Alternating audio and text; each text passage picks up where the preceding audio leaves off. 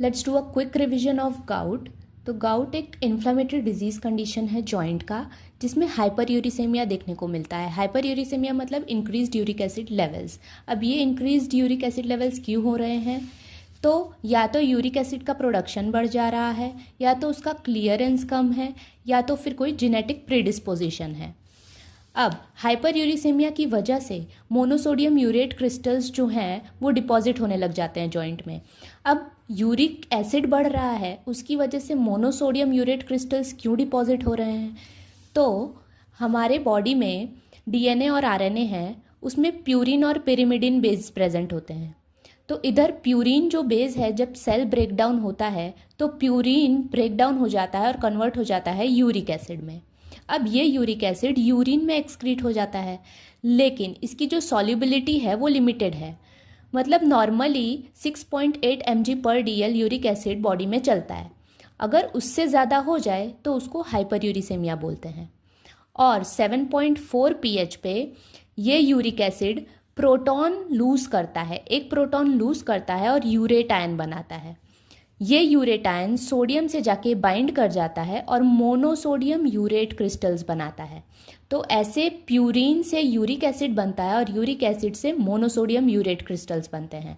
अब ये monosodium urate crystals जब जॉइंट में जाके डिपॉजिट होते हैं तो उसकी वजह से जॉइंट में स्वेलिंग आती है, पेन होता है, छूने पे दर्द करता है, बर्निंग होता है, रेडनेस देखने को मिलती है।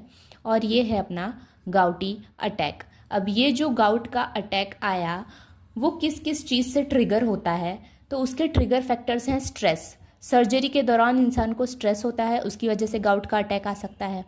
डिहाइड्रेशन, फास्टिंग कंडीशन हो, अल्कोहल का इंटेक बढ़ गया हो, प्यूरिन रिच डाइट लेते हो, जैसे कि सी फूड हो गया, मीट हो गया, कोल्ड टेम्परेचर ज़्यादा हो वहाँ पे।